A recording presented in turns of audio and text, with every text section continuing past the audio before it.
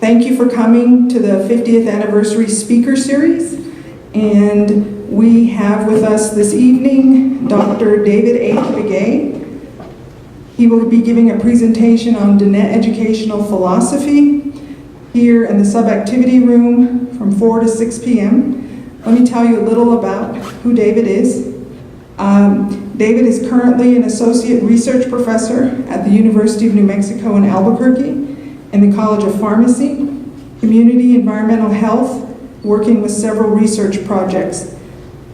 Dr. Begay is also a former adjunct faculty member at Northern Arizona University in the Department of Physics and Astronomy. He's a former faculty member and dean, academic dean here at Diné College. He's vice president of the Indigenous Education Institute and has worked with the National Science Foundation and other federal projects with NASA for the last 20 years, including projects with the Jet Propulsion Laboratory and the Goddard Space Flight Center on heliophysics. He is a cultural consultant to organizations and corporations both in the United States and internationally. And he was raised with a deep cultural knowledge, tradition, and language of the Diné people. He is also a disabled combat Vietnam veteran and an appointed member of the Navajo Nation Human Research Review Board, appointed by the Navajo Nation Council. So with that, I'd like to turn it over to Shanai David Begay.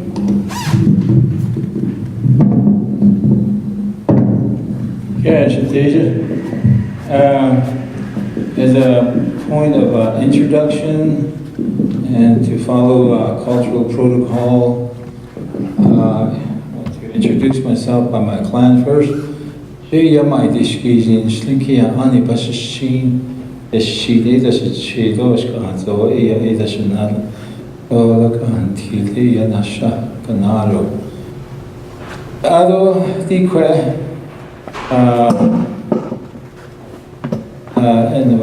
Ilya, my sister Miranda, philosophy that it by a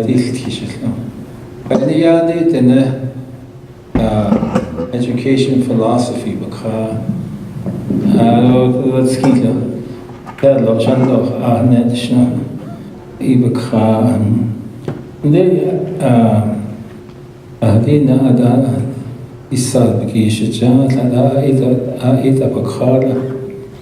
so actually I help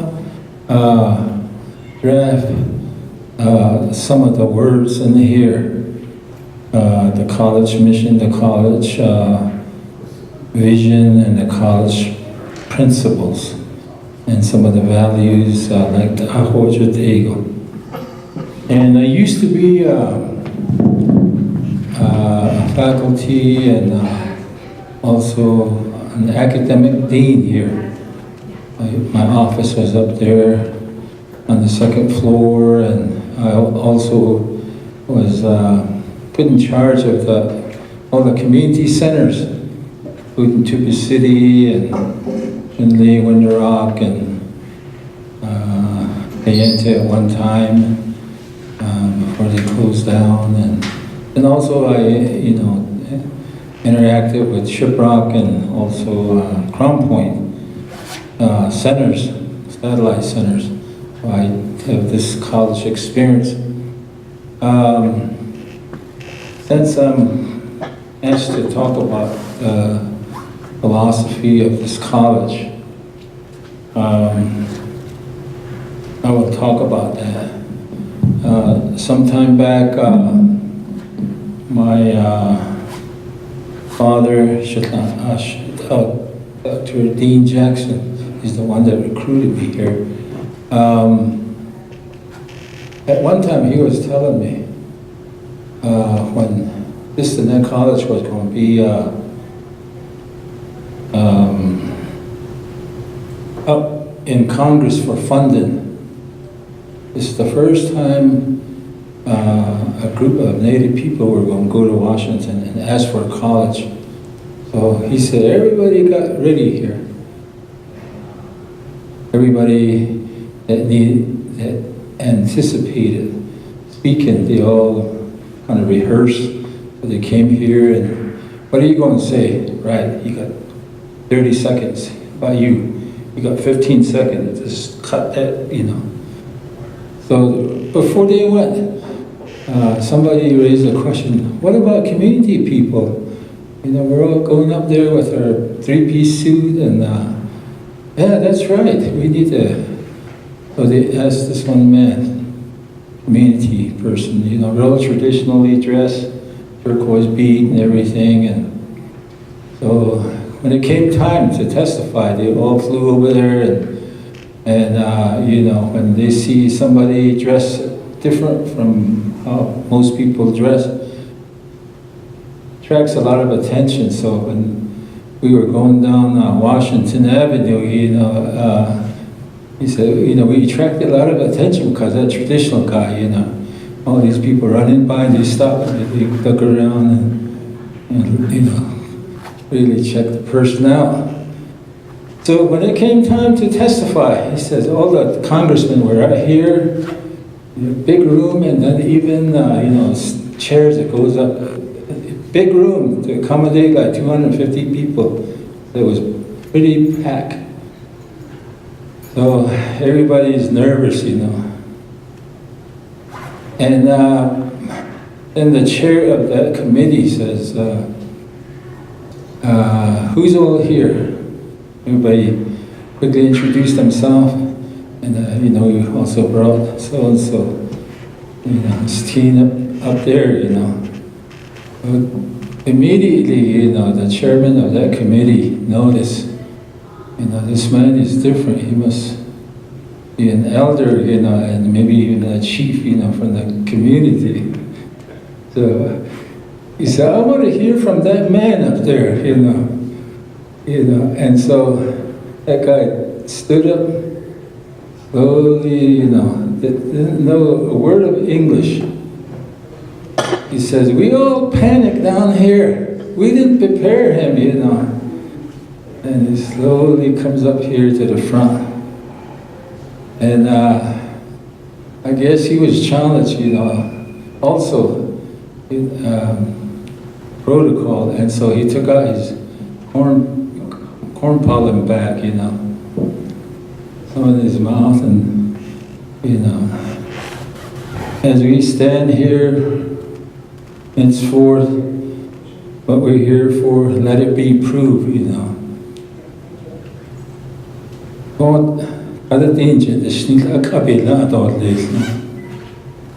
And nobody understood what he said, the Congress people. He turned around, without being excused, went back up. Says, these guys were saying, it was really solid, you could hear a pin drop. Went back up there, sat back down. And nobody knew, what to do next. So that one of the members says, we all know what we're here for. I make a motion that we, pass this, somebody second it, boom. No testimony, it's just that corn pollen. And so, I guess it's in history, written down, there's no testimony. Only took a corn pollen to approve the college. It used to be Navajo Community College. And so, that's the Congressional, legislation. When I came here some years back, when Dean Jackson, asked me to be part of the faculty and some of the research that was going on at the time, he asked me, we were trying to educate our people, all the disciplines that are out there, math, science. We want our students to excel in that. But at the same time, we also want to provide the cultural education, because it's important that they have some understanding of who they are, where they come from, and that teaching that goes with it. And so they were at that time reviewing the college mission statement, and they put one word in there at that time. Was put in there. Nobody really knew what it meant. much less, trying to interpret, a term like that, to the non-Navajos, even to the Navajos, and so it was a term in there in the catalog. And so it was something that it was very hard to interpret. I found out, I came to the realization there are some terms in Navajo that's impossible to translate. I think this is one of those. So it's still in there. And then also that word in Sakis Nata Inasiasan was also put in there. So this president, he calls me over and he says, we want to develop a institutional planning model, a process. I don't want you to go out there and look at any other model. I want you to develop a model that's, that's rooted right here. And I want you to use a college philosophy, the college mission statement, words that are in here. So I was given the assignment, so this is where I started, and I consulted with a few people, and most of it had to be pulled together here because this statement had to be not only credible in Navajo, but also at the same time it had to provide the process and the structure by which to do institutional planning. And then also one that the whole college will follow, and one that will provide evaluation and test it. So to make things short, because I have very limited time, I developed a model.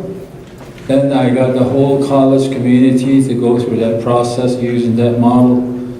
And it's circles within circles, using that process and the structure and the order, that comes from the natural cosmic order. And so I put it into that planning model, and we used that to do planning for 2 years. So we tested it, and it worked. So, taking something like this, I don't know if you call it philosophy, but, actually, putting it into an institution and making it work. So that's what I did as far as this is concerned. I want to go on to the next model. I guess you can't really turn off the light, right? Or half. Might be more visible if it's this. I'll go ahead and continue here as I'm just giving an hour and a half up to 5:30, I guess. I wanted to just highlight some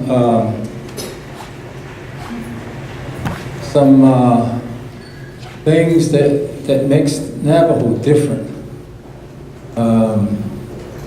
If you were to try to go into the mind of a traditional person, a Navajo cultural person, what would that mind look like?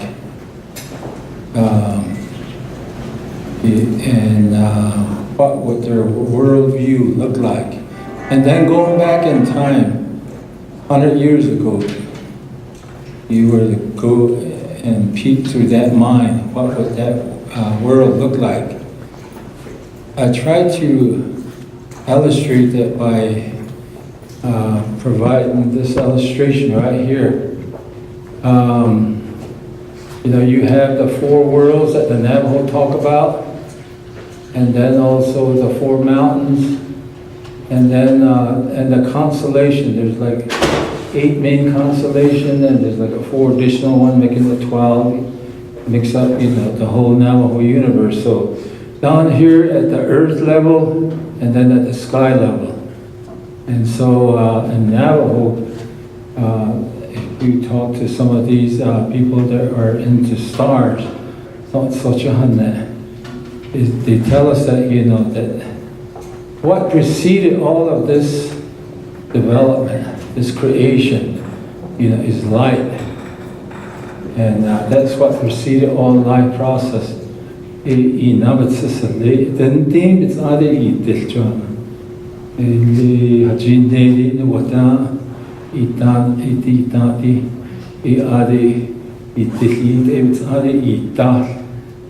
I think it's pretty much, it's very close to some of what astrophysics and also what Western science, Western astronomy says, that we are made out of stardust. That the calcium in our teeth came from out there. And then, the iron in our blood, comes from out there. So, pretty much the whole periodic table, goes back in time, into the universe. It wasn't, wasn't created here. Earth is just, one of the creation. And so, light goes back in time. And my Shanala, eternal grandfather, is here, we talk about these things, for Avery Denny.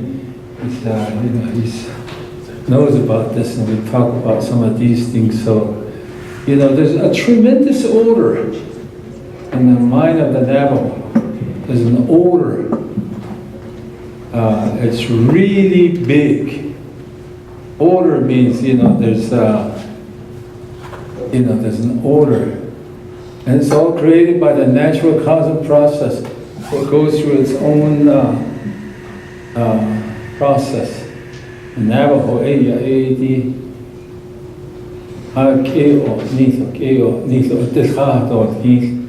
this order, goes through cycles, and then it creates, it's continuous order, and it goes through regeneration and revitalization, and so it's like it's never ending.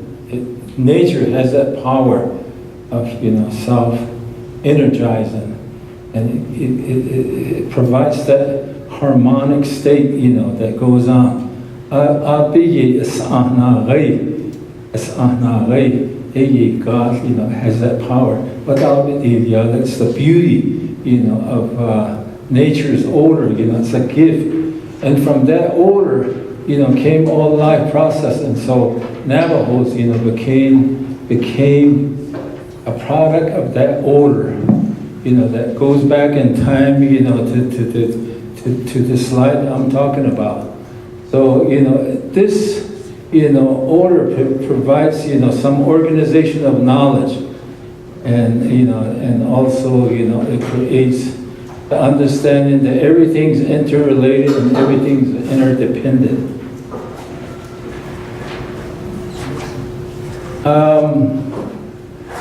Actually, the Navajo Hogan, is really a replica of what people see out here. It's, of the universe. So if you go outside, if you look to the east, to the south, to the west, and the north, it's a circle. And then if you look up, it has that dome shape. So the Hogan is really Mother Earth down here and Father Sky up here. And then, there's an opening up here, connects to this North Star here. And, and then the door faces east. And, it's one of these, I guess you could call place-based knowledge. This knowledge, is rooted right here. If you take this knowledge and some of the words, like Navajo words, if you take it somewhere else, it can lose meaning. For example,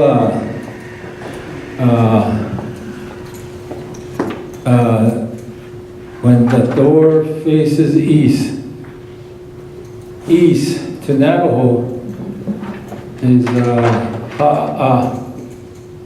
but in English, where the sun comes up, that's east, right? if you take that word and apply it to Alaska, in Alaska is part of the season where the sun does not come up. The sun goes around in a circle. So the Navajo word, will not apply over there because it's a different place. So the words that are developed here are rooted in this place. Is this place is part of the country. Some of the words that we use, like for south, shada-ah, when it is shada-ah is, where the sun comes up, where the sun goes down, as the sun travels, shada-ah is shabikeho. Shabikeho, inside the Hokan. That word, if you go down south, like in New Zealand, Australia, where the sun comes up, it does not go that way. It goes the other way. Shatta, choda, hita. So, shabikeho, and then it won't apply. Our words would be meaningless.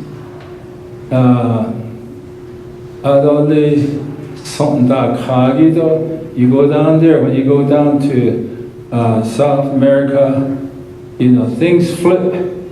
For example, Pleiades, when you see Pleiades, it comes up at a certain time. Following Pleiades would be Orion. We call it Oza. They follow each other.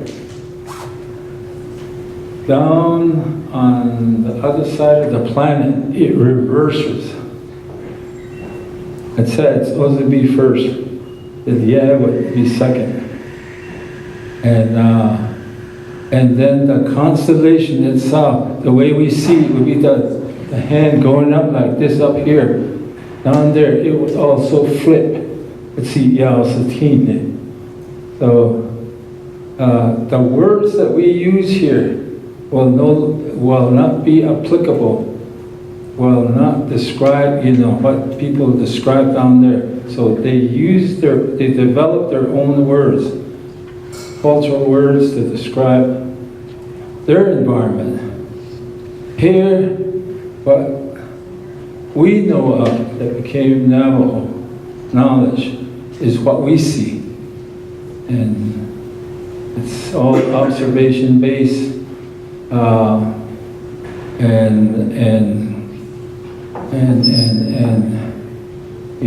when you experience these things, it's really different. One time I talked to one of these astronauts. He said, when you go into space, the concept of down here and then up here, it vanishes.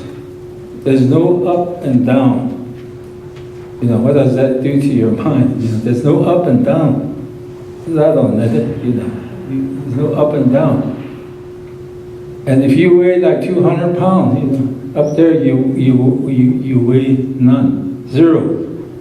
So your 200 pound would not be applicable up there. So for Navajo, a lot of the words are born right here. And so that's what Navajos, articulated in Ibizad Sabini. Let me go on to the next slide.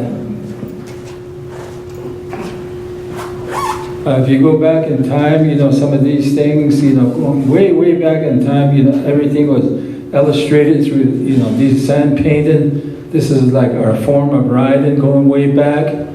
And so, you have Mother Earth, Father Sky, and then all the constellations, and some of our main plants here, and how they interrelate. I think if you were to try to construct in your mind how these, the ancient, our forefathers, our ancestors, how they think. This was their only means of, reference.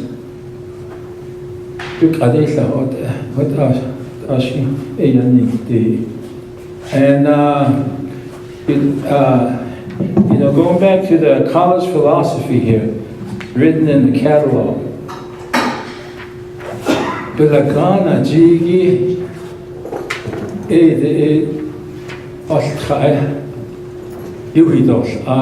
Western education. This is all Western base, which means that if you're going to learn science, you have to learn it as defined it and within the scientific method as put together by the scientific community. You learn science as the way science is taught out there. Students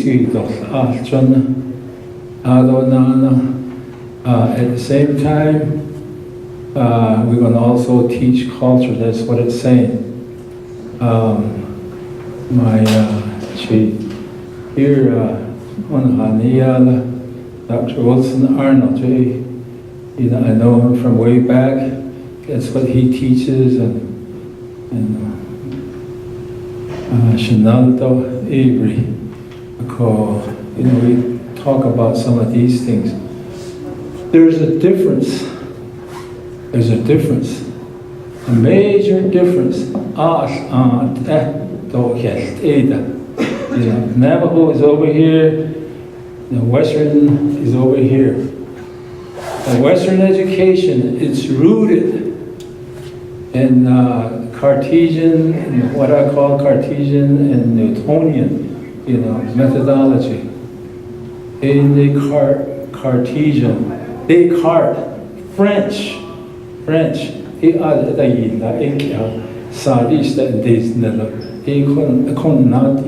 English. Nana Isaac Newton in math, he catch it. He couldn't live not the other Bahad, he could a Western education, he had it.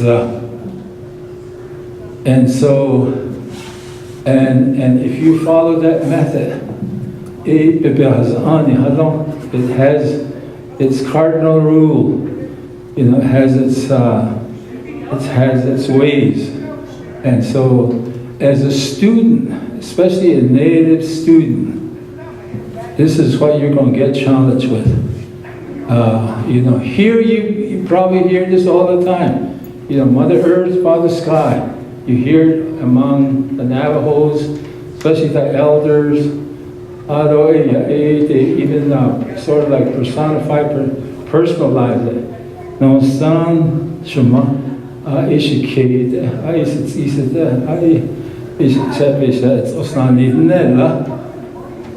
am of Mother Earth. Mother Earth is me. There's no separation. So it's not separated, it's connected. That's the mind. On the Balagana side, it goes back in time to European civilization, going back to Descartes, I was talking to you about, and Newtonian that I just mentioned.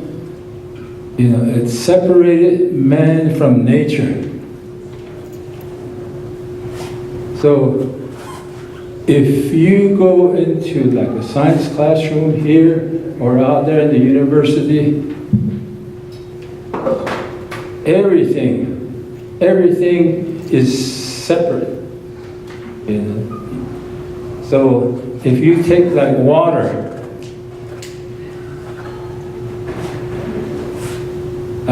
in the Western system, Western knowledge, they gave it a name. This is all this is hydrogen. If you follow the scientific element, hydrogen, oxygen. Hydrogen and oxygen, water. And when you talk about hydrogen and oxygen, you put it over here. You don't say, that's me.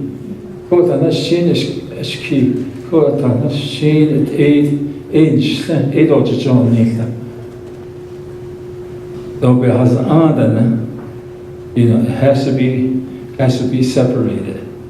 That's the method, that's taught here. It's taught in the K through 12 schools, and it's taught in the universities. So, as a Native person, if you've been raised to some extent, with this cultural knowledge, you're going to be challenged out there, because that's not how they talk. The people that you're going to associate with, the people that are raised with this tradition, they will not understand your mind. It's separate. Let me give you another example. Land, L-A-N-D. How we say it is shikaya. Shikeh, you listen to the word, it's referring to the shoe, right? A long time ago must have been moccasin. Ya is underneath. Yade, iti kolono sanigi, human to earth. There's a connection. That recognition, there's a connection. Ado, ya. You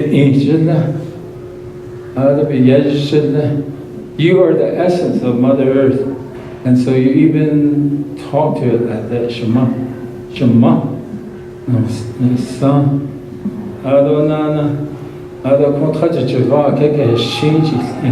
where you put your footprints, that area, your land, customary use,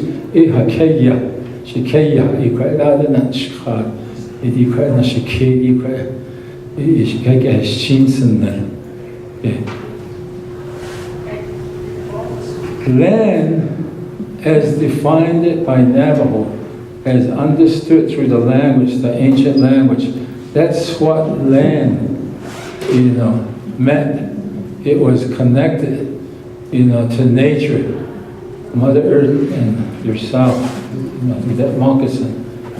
Here, Earth is over there, and you're over here. Objectified. You can't put them together. So, I see a lot of challenge. Trying to communicate this. Very different concepts, different way of looking at things. Using English to try to communicate the traditional knowledge, trying to teach that traditional knowledge. That's very complicated, because a lot of times you have to use English words like land to talk about Navajo. It's not quite connected. So the process, probably, for some people, they get confused. But one thing is, a lot of the younger generation, they're exposed to this culture. They're exposed to this culture through their mother and then the grandparents. They know, they have a feeling, their ancient, DNA, their gene tells them, and so when they go to the classroom, the Lagana classroom, they know that what their parents told them, their grandparents told them, they also know that that's true. And a Western-based, classroom, so it's sort of like Dean Jackson job. I call it inferiority complex. It's inside, because like something is not agreed. I could have beige it's inferior. You're trying to put it together, and it's confusing. But the college philosophy says, we will do both. And so, the challenge of doing both and doing it right, can be a challenge. Some people say it's better just to keep it separate, don't try to integrate it. Just teach. With the Ghana, they can teach their science, you can teach Navajo, using mostly Navajo language, words, to teach our teaching culture. And the universe, according to the net world, it's living. And it interrelates, and it's a whole system. Some years back, when I was a college dean here, I got a call from a professor from Cambridge University. And he says, I want to talk to you. And so, can I come? So I said, okay, we'll come. So he came.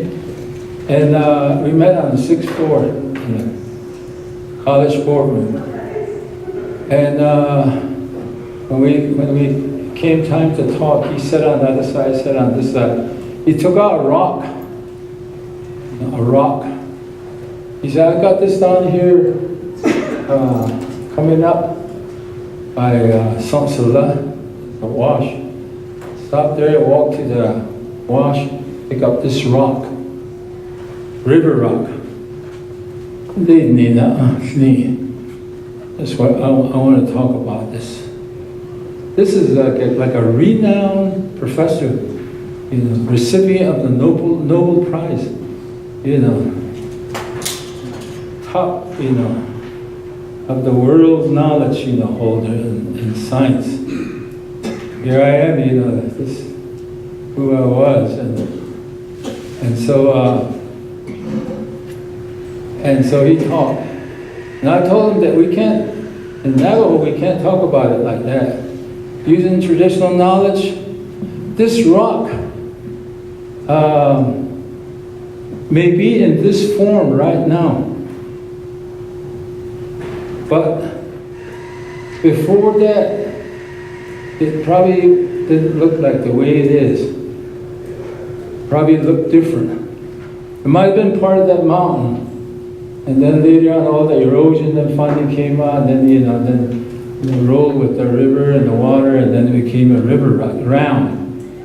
And then where it's going to go, it may not be rock, it might be other thing that could evaporate and to turn into something else. So nothing is permanent, except change itself. And then this rock that you're talking about, it's also a part of Mother Earth. This rock does not stand by itself. It is Mother Earth. It's like taking a piece of Mother Earth. Also, at the same time, this rock is also a part of Father Sky. We have a word, it's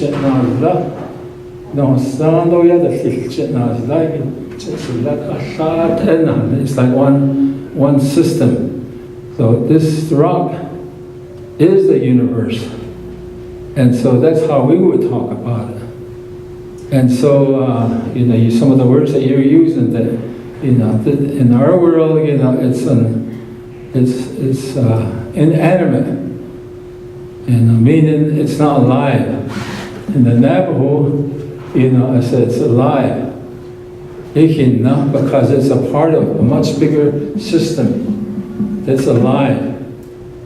And where it came from living things. And so, I said that, you in your world, you have to kill that rock. You have to make sure that it's dead. You can give it a name, inanimate. And so,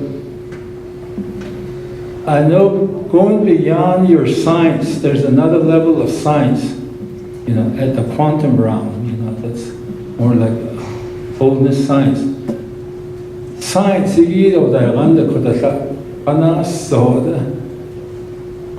most of the science that we're taught is down here.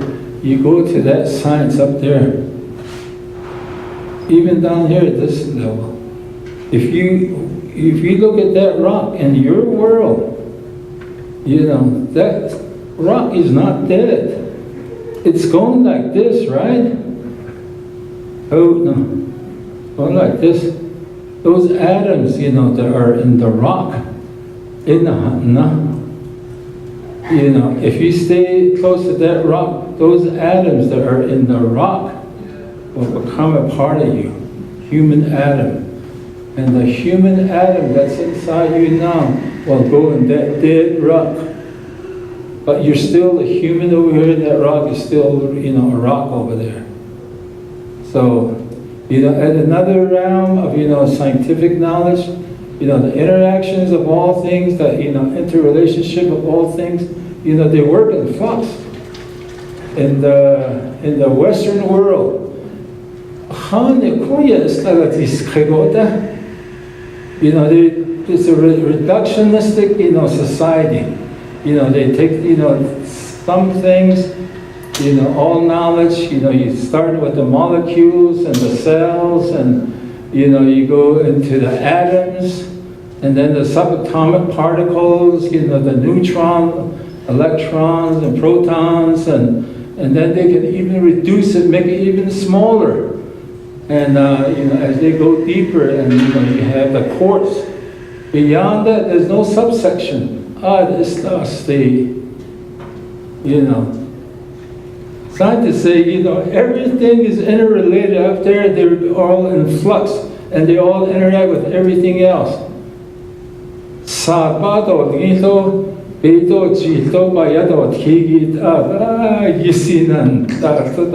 They're all interrelated.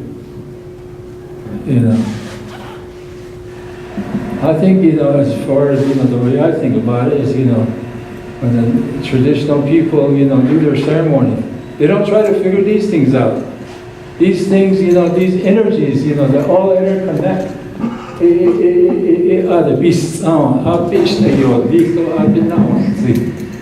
So, you know, it's the way I, you know, went in to understand this. So, this, you know, the universe being living, and, you know, part of the whole, this man from Cambridge, he said, that's what I wanted, that's what I came here for. I wanted to hear it from the native. You know, I understand now. And he said, as a matter of fact, you know, we do have what you're talking about, you know, we call it the implicate world and the explicate world. We have a word for it. What you're talking about, that some things are over there, but at the same time you're related. You are that, you know. So it's the higher level knowledge, you know, at the quantum, you know, physics level. We do, you know, we're saying the same thing there, he says. But, you know, that's for a community college, even at the baccalaureate level, master level, and if you go into regular science, you know, hard science, it's not where you're going to learn it. You have to go into, you know, different kinds of science, you know, to learn this. You know, but it's there. They hidden it, you know, way up here, this higher level of science, Navajo knowledge. They're talking the same language. So a lot of these people that are into like astrophysics, you know, they're really interested in native knowledge because they know that native, you know, are talking these kind of language.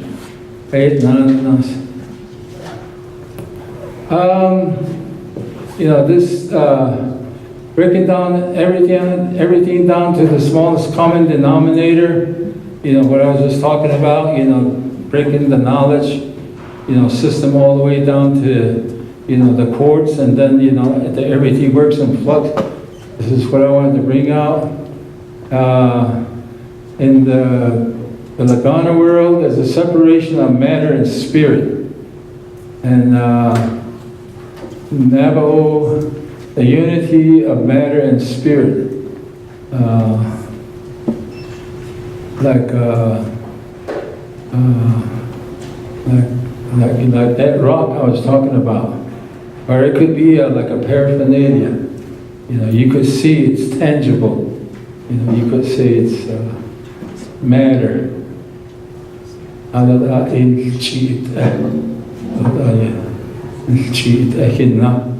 Over here, it's innate.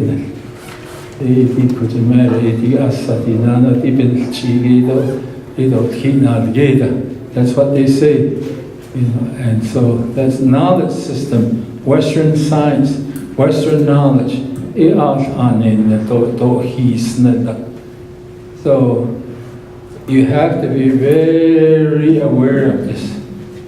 So as a student, I talk to many students that want to use both, and their dissertation, their thesis. I said, don't do it because you don't have enough support. Unless your whole body that's going to say yes to your degree, unless they all know. If there's like 2 or 3 that don't know this, you're going to have problems. So don't do it. Just do it the conventional way, because you know you got to educate them big time, and you know, and most time you don't have the time.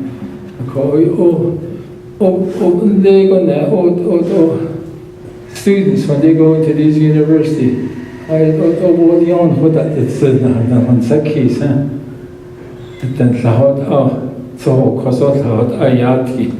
you know, the language is different, the belief is different, you have to struggle through this.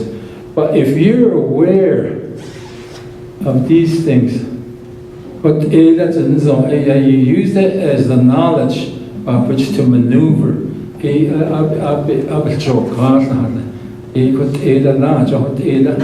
And the best way to do it is, like if you go into like a science classroom, just talk their language. Learn it the way they learn it, or you know, go through a whole thing and get an A out of that classroom.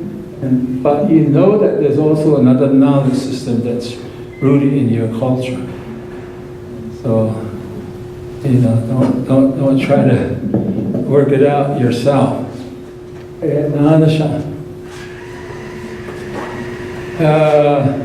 The separation of body and mind. You know, in the university they have the study of the human body. The mind, you know, is usually over at psychology department.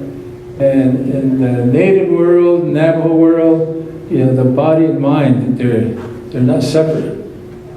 He's in the Lian Yashki. Then talk about this spirituality in the Western world, the Euro-American world, to a large extent, it's not a way of life. You know, often, you know, I'm not saying that it's true for everywhere. Over here, spirituality is a way of life. So when you talk about spirituality, you know, to a non-native person, they're going to find it hard to process this information.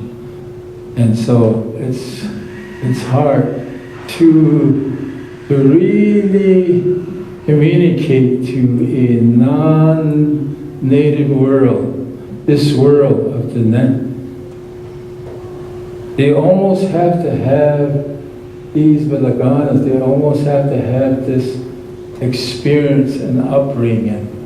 The nekyaho, sadi yos ato nekyaho, e khatiya, akot out the hakit this Vilagana. Or thinking that you know that they're going to understand. Hold on, Lisa, because this is a very complex knowledge. You see how that you know what I see how that is. Okay, next one. You know, religion is separate, spirituality is all encompassing. And you know, God is a non-God, you know, like a man lives in heaven, separate from man on earth. And God is transcendent, so when you, end of your life, you know, you go to heaven. It's, you know, interrelated to the imminent.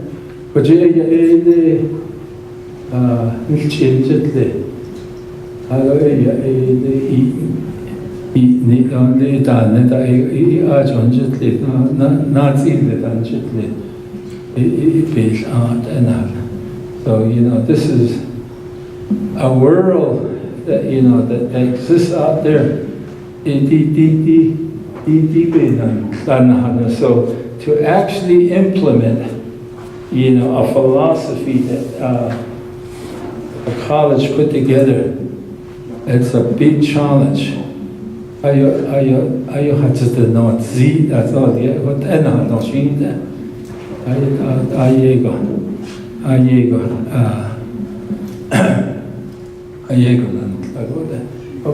go on to the next one.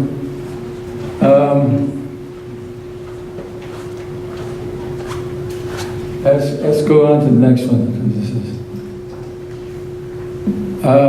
some of the major difference, you know, when you compare, juxtapose Western knowledge and Navajo, the Lagana is a language of mathematics.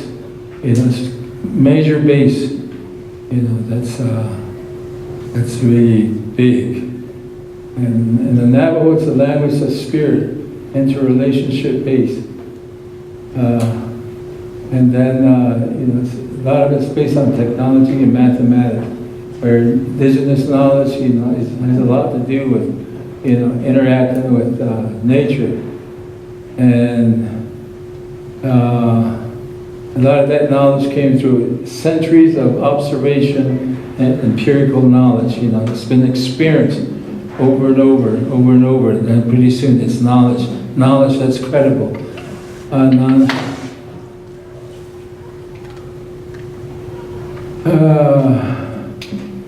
You know, in the Lagana world, you know, everything is through written journal, written research paper, and in the Navajo, you know, it's some of this knowledge is imparted to those who are deemed qualified. You know, I guess a good example is, you know, these medicine people. They just don't give their knowledge to somebody.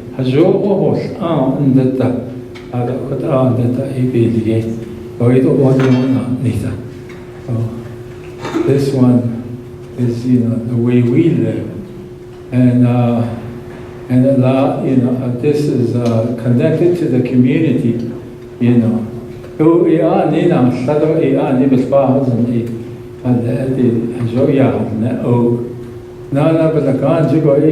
just need to research, and, you know, a lot of it's individual based. And in the native world, Navajo world, you have to live with the universe. You have to live with your mother. You have to live, you know, with your environment. That's really important. Okay, go on to the next one.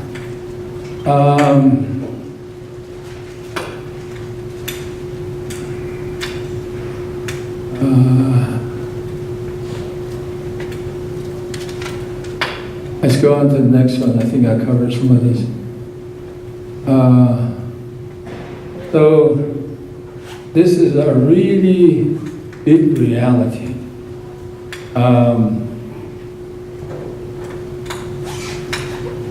Western knowledge, Western science especially, makes no room for spirituality.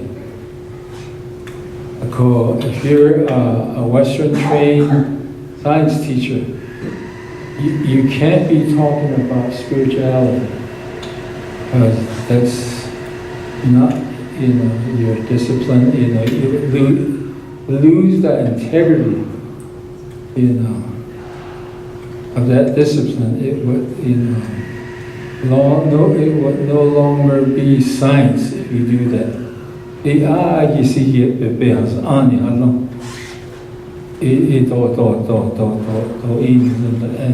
And then they don't know usually about this either.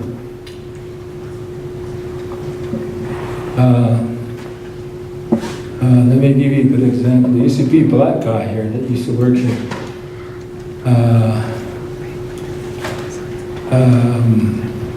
Name was Emmanuel. He froze down here at Chinle, Mesa Road, and froze during the winter time. But he used to be a good faculty for many years. I used to know him. One time we were in the elevator together here in the Cultural Center. And he asked me, I've been wanting to ask you questions. He said, this word that, that they put into the college, catalogs on the way, I just call it SNBH like everybody else. And what is it? I've been trying to understand that term for the longest time, and I'm supposed to be, be working with that, and I just don't even know where to start. That only tells me, he's one of many here. So you might come up with a great vision and mission statement, but the people, the capability of your professors, people that are teaching for you, if they don't know, don't even know where to start, you got a problem. So, what is it the college is capable of doing? Realistically, I think you have to think about that. And then native elders too, these knowledge, a lot of this knowledge, they're protected knowledge. And yadan qing, some of this knowledge. And if you want this knowledge, you have to get it a traditional way. It's not going to be put on the platter for you in the classroom.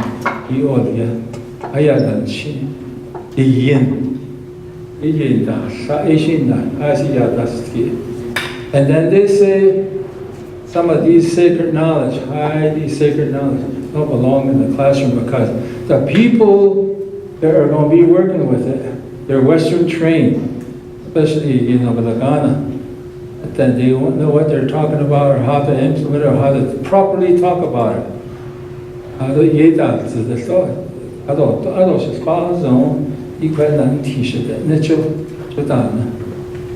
I think that's another challenge.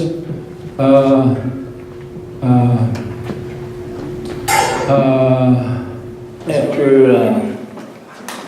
our food break, I asked Miranda for a copy of the college philosophy,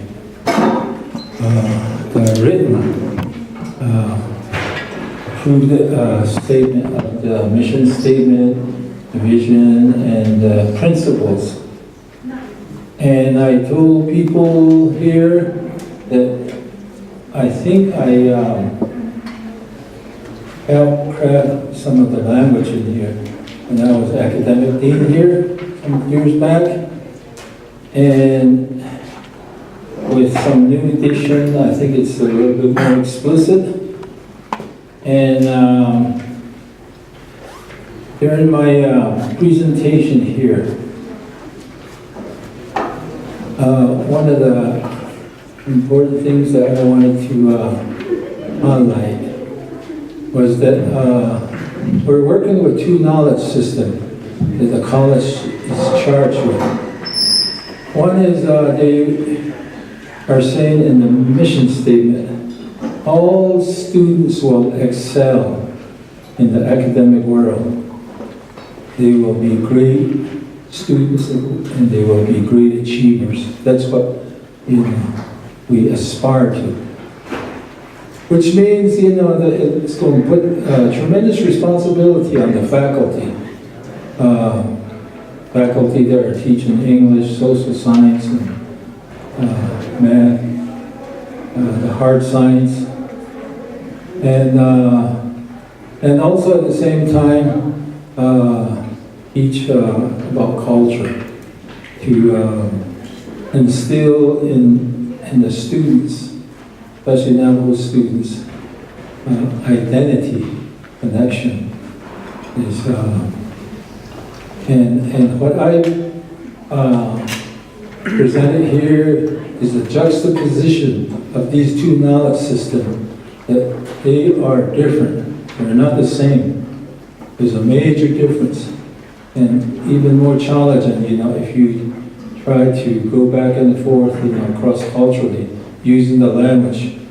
And it can create confusion in the students, because one side, inside, the students, some of the culturally raised students, they know that there's knowledge. It's rooted in the language, and it's rooted in the community. That goes back in time. That does not really correspond, or does not naturally connect with the Western knowledge, because the Western knowledge is also different, and they also have to abide by their discipline, how they're raised, and how they develop. A good example is science. You have to teach within the scientific method. Students have to learn the scientific method as taught, not only here but out there. If you deviate from that scientific method, and you might learn a little bit different here, using Navajo, you will get eaten up alive out there by the university, because that's not how they think. So, my recommendation is learn science the way science is taught here and out there. And so you're talking the same language. And the language that's used within these scientific classrooms, learn them. And you go all the way, you'll become a scientist, get a good job. You go all the way, you might become a physician. And you'll be our doctors, and you go all the way, you might become astrophysicist, science, and you learn the math. Learn it their way, go over there. I know a Navajo guy. He's gone now. He used to be a nuclear physicist. He used to work for the Los Alamos Scientific Laboratory. I used to communicate with him. He says, people ask me all the time, because I'm a traditional man from Lukachukwe. My teachers are from Lukachukwe. I'm a traditional person, speak the language, and then also I live the scientific world. And these high-powered,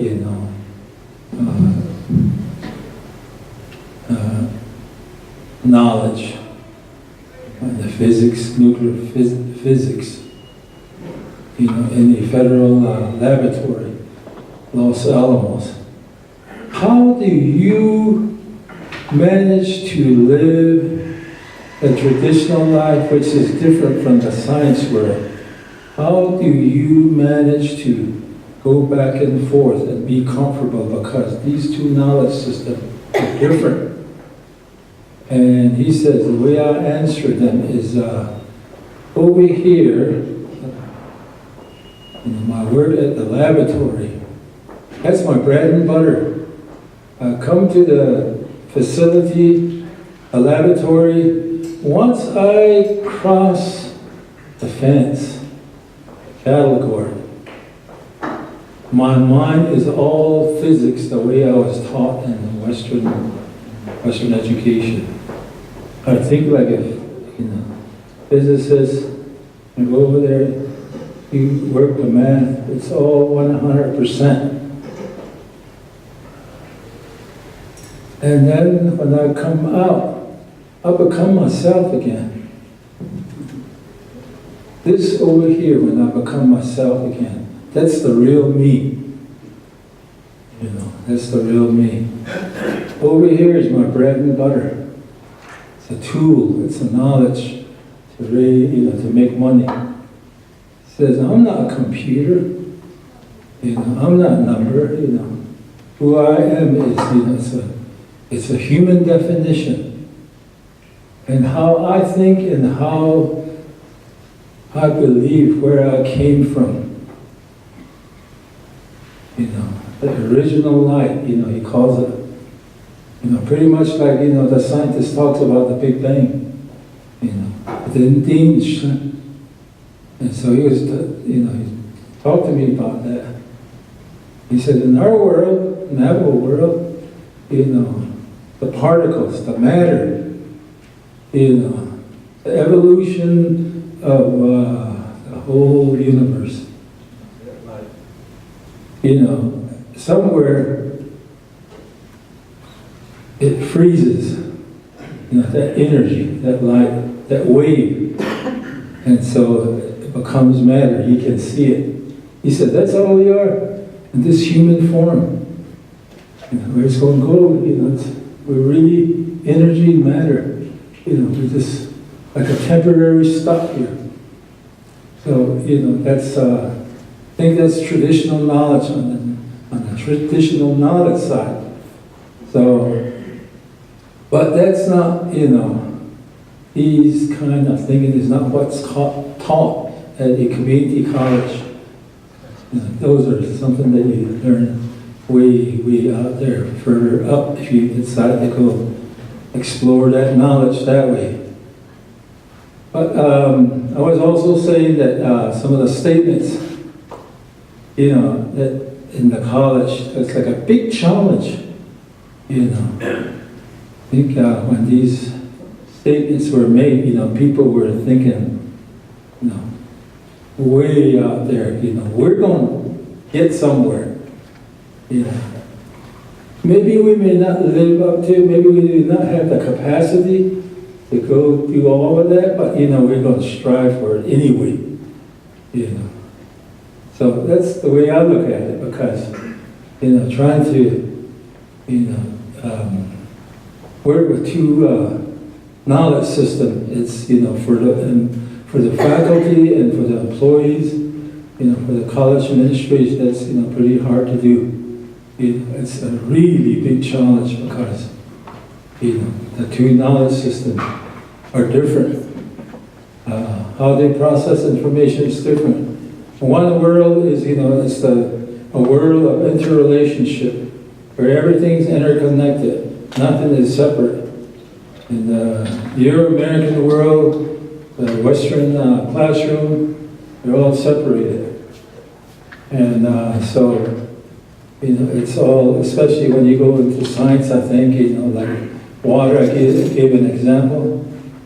You know, you just rename it. Water, all it is hydrogen. You know, the two on it, and then oxygen. Hydrogen and oxygen. There's no spirituality connected to that, if you use that language. Over here on the Navajo side, they'll say things like, I am this water boy, water girl. You know, it's not over there. It is a part of me. Literally, naturally, it's connected. You know, and this, where it's going to go, when it vaporize, will be breathing it, or we might drink it, consume it, and then, you know, where it goes beyond us, you know, it goes to other parts of the world, you know, it's interconnected. So, two knowledge system. And so, you know, I have not run across a college or a program, you know, where they're integrated. It won't be possible.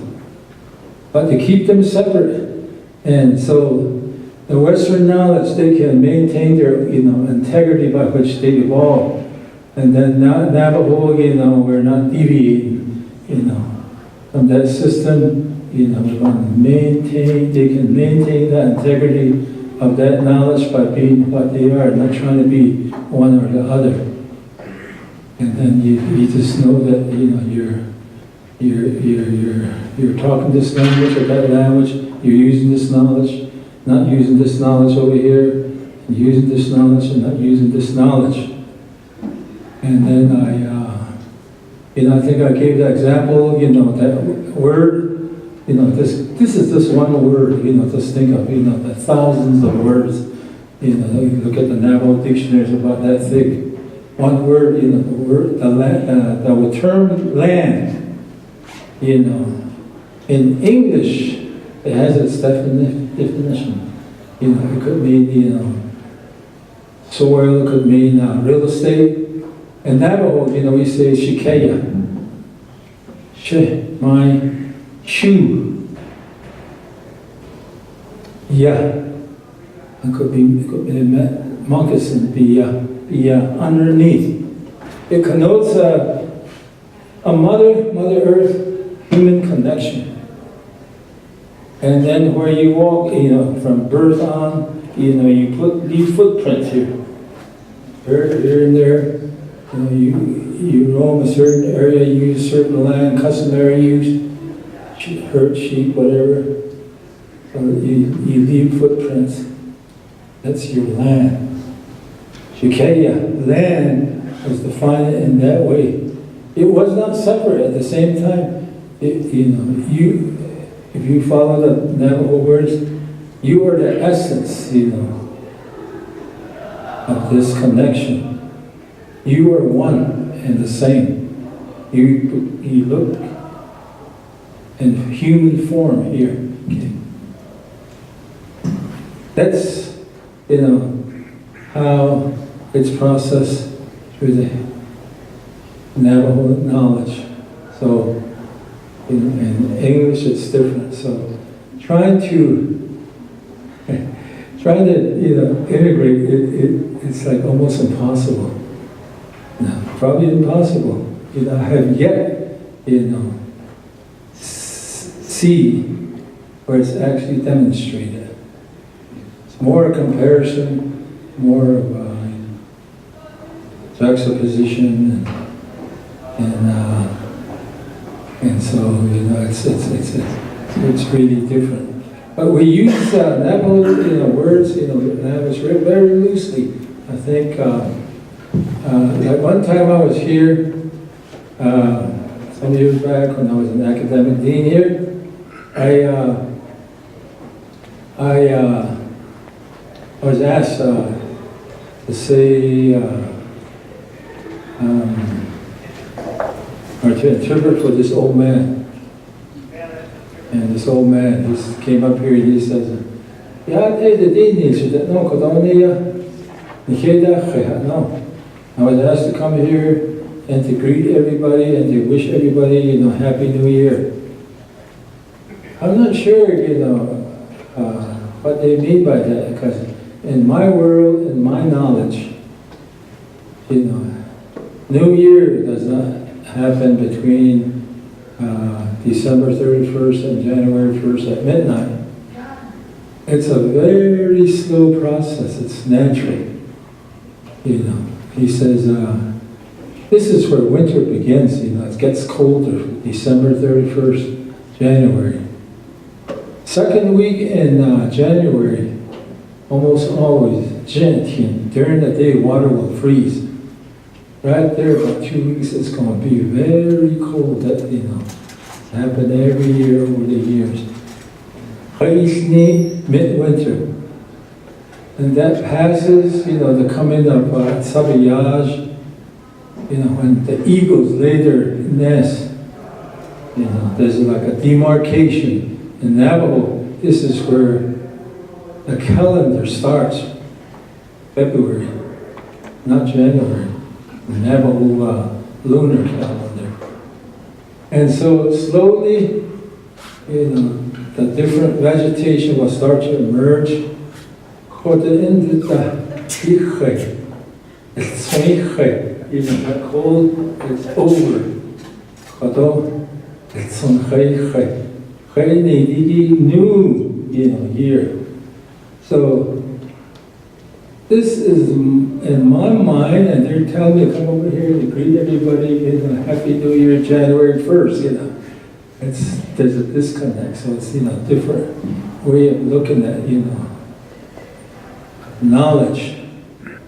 It's different, and so if you were to go back to that old man, you ask him, New Year, his thinking would be right over here in March. Beginning of March. And like most of us, how we were schooled, we would be thinking January 1st, come December 31st, midnight, everybody comes into the new year with a big bang or something like that. That's a different way of looking at the world. I think I pretty much recap what I was saying earlier. I really think that this is a school where you can get a unique education that you will not get out there. You look at your history and your heritage. Same time, you're also learning Western education. Most of the time, it's 100%, going at a very fast, pace in the universities and college. I went to that system. I didn't get no. During my time, there was no support. There was no Indian club. No, as you're on your own. And then you go to the classroom. Nobody's going to think like you. You try to explain yourself. Nobody's going to understand you. So you go in there and you fry. And you learn quick. You think. Can't use your own mind, you got to think differently. So, I think, some of the older people that went through the school, they had to go through that system. And, right here, I think people are really making every accommodation possible so you can be comfortable, so you can be sort of like guided, so you can be reinforced, so you can be supported and understood, as you go forward. And so I really believe in the Net College, because it has its own history, and a lot of people attribute to this college. Many of them gone on to make this college what it is today. And so, going way back in time, and the president, his dad, was a part of this, his mind, that built this college, and there were many others too, and so, it goes back in time, and people have spent a lot of time and energy to make this a reality, the uniqueness of this college. Some years back, I guess NASA sent a probe up there to the moon, and they took with them ashes that belonged to an astronaut. His name was Shoemaker. I guess he talked NASA into it. He wanted his ash taken up there. So somewhere, an older traditional man in Dalcon heard about it. His name is Ralph Steve Nance. Heard about it. And and the way he explained it is, oh no, some things should be kept pure. The moon belongs to everybody, traditional people, including the Navajo, they use the energy and the connection to bring about healing and harmony, peace to the mind. Now they're going to build a graveyard up there, it's happening. So at that time, Albert Hill was the president, and so he got all the president and that's the president, called the President of the United States. Questioned why that happened, and people were not even consulted as far as their belief is concerned. So out of that, I guess President directed NASA to look into it, do something about it. So that's how NASA, contacted me. Can you educate the whole NASA headquarters 1 week? And without thinking, I said, okay, and I got closer, I said, oh, this is not going to be challenging, trying to, get all this knowledge across to those people. But I had a great time because there were some astrophysicists, that were in that, in that organization, so they helped me along, and there were some quantum physicists, they helped me along because, they're a little bit closer to native knowledge. And so then that went into other parts of the country where NASA organization work, like Stillwater, Oklahoma, gave one there, and another one in California, and about 4 or 5 others too. Headquarters, this is like top NASA organization. And so, I became good friends with a lot of those people, and and then some of the things that I was talking about, I had to, use some examples. So I wrote a book, Sharing the Sky, Navajo Astronomy, and then develop a video, and San Juan College is using it. It's like a 40 minutes, video where it goes into traditional knowledge. And, it's written at a level where it's really for educational use. So this knowledge can be, passed on to the generation. It's, just real simple. And the intent of this knowledge is, really to educate our next generation. There's also another higher level knowledge, that people told me, don't tell that, that within the community. So I didn't touch that. But I know the knowledge. Some of your people here, they know the knowledge too, like Avery, Denny, and Wilson, because I taught with them and get the higher level knowledge. So every now and then I get invited, to talk about that knowledge here and out there. But most of them I turn down because I usually don't have the time. And then I no longer work cheap, If the money, is right, money talks. So. And some that I turned down. And but to the Navajo community, it's almost like I just kind of give. I don't ask, for money because, when this comes to your own people, you've been given a lot. So I think I do that with other things too. Like I serve on the Navajo Nation Institutional Review Board, where we review all research coming on the reservation. We approve and disapprove them. We, review their reports, every month. That's on a voluntary basis. And the Navajo Nation Council, asked me to serve on that committee, and I've been on that committee for like 13 years now. And I want to get out because I think I gave enough time. I don't get paid for it. You spend a whole day and another 2 days reading all those material that are going to be presented. So it takes like 3-4 days, away from your days every month.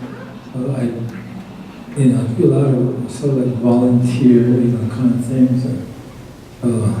What I do. Anyway, that's your NASA headquarter work is what I do, and then I also collaborate with Jet Propulsion Laboratory, Pasadena, California. It's a NASA organization. I go there a lot, have these 2 contracts, a 5-year contract. I've been trying to get away from that too. I want to, sort of like retire for real, for good. And I can't do that for some reason. And then same thing with the University of New Mexico. They recruited me, I didn't ask for that job. They came here and they said, we're going to give you a full professor, I said, I don't want it, the most I can give you is half time, and I want my freedom. I want to be out here. I don't want to be doing 8 to 5. I don't want to serve on no committee. I want to, I want a computer. I want a car. I want the fringe benefit. He said, you got it. So, and I wish I didn't spoke too fast, and, they gave, they gave me a long contract, but I can end it anytime I want to, so, I don't plan to work forever, and, sort of, every now and then I go into my garage and I kind of check out my fishing boat to see if it's still there, and keep it ready in case I really retire. Yeah, anyway, let me just finish this. I think, you take a lot of this knowledge when you work with 2 systems. Like taking Navajo knowledge and trying to explain it in English, and then the other way around. There's a lot of marginalization, happening, trivialization. You diminish the meaning. It's like, it's no longer, what you're saying. So, you can take any knowledge, like deep, very complex knowledge, Navajo, and you try to interpret that. And if you interpret it, by the time you get over here, it's so diminished. It's so diminished. It's no longer that knowledge you started off with. It's something else, Even incredible, it's not.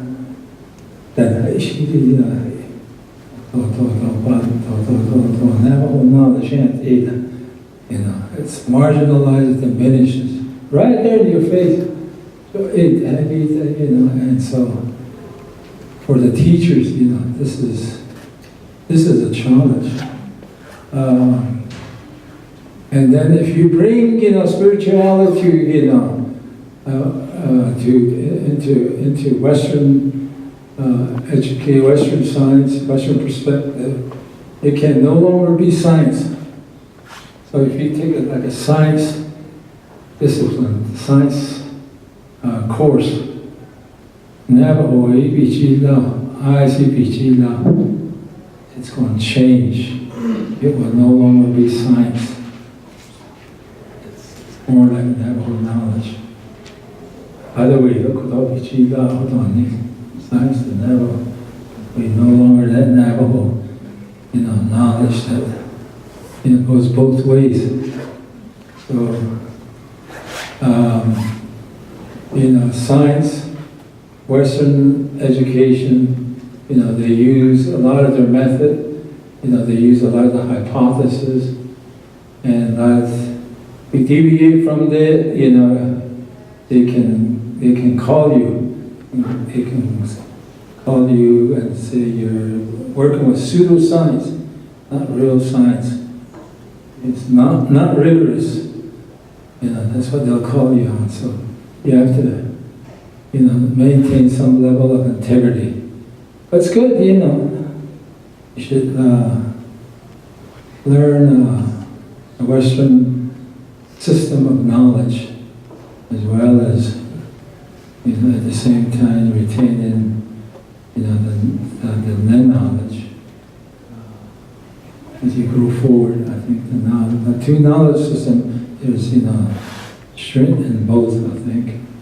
And so, it's not, we're not too far apart, as far as NASA is concerned. They say that we came from light out there. Navajo say the same thing.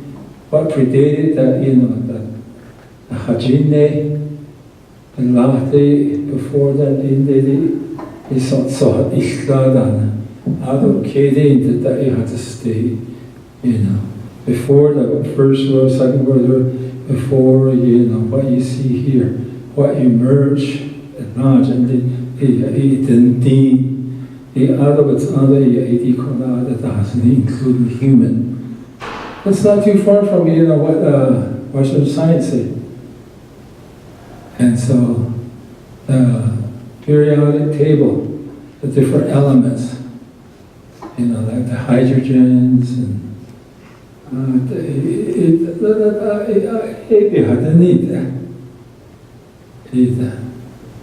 on the western side, this came from out there.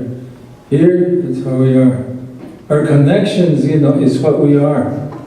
So, let me give you an example.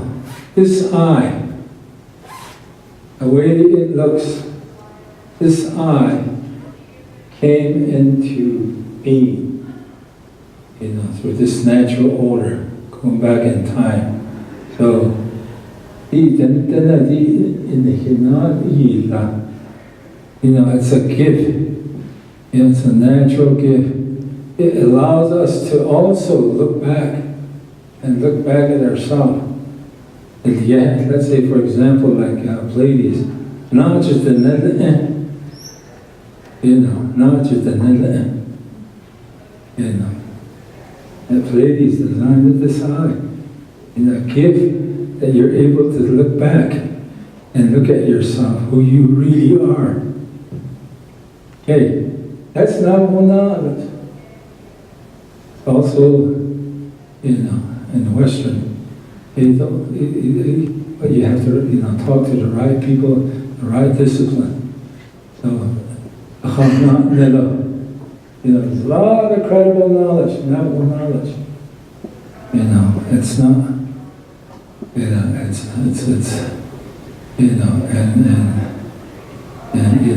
it's a lot of it's observation based. When Pleiades come up, whether you're Navajo or Chinese or working for NASA, you're going to be seeing the same constellation of stars. You're going to be seeing the same time when it comes up. That's not mythological. That's not mythological. This is facts. There's a lot of facts that's been acquired through observation. And a lot of that knowledge, mythology, Ajahopan's were relegated. It's like it's edgy now. You can, it needs to be, this knowledge needs to be put where it needs to be put. I think you gotta have the right combination of people and knowledge people, educated people, help you with this endeavor. And I think, we're beginning to see more and more, Navajo professional. That have some, connection to their historical root and knowledge at the same time they have excelled in some of these Ivy League schools. And so, I talked to some of them, and, they still have those native connection, like in the gene, I guess, in any race of people, it's like that. You have a connection, you have a feel where you come from. I think, beyond the physical, what we see here, there's also a history. And Navajo, we are that history. There's no separation. Only words, separate them. In reality, there's no separation. The Lagana words, is the one that's the only words, those are only words that makes you think a certain way. But, now, there's no separation. Oh, it's natural. That's the way nature is, Okay, I think I've exhausted my time. Thank you for listening to me, being patient with me, and trying to sit here and taking all this information in. I know some of it's, maybe a little bit, hard to contemplate and process and all of that, but I think I have made some inroads, and hope that this motivates you and to your future education. Yeah.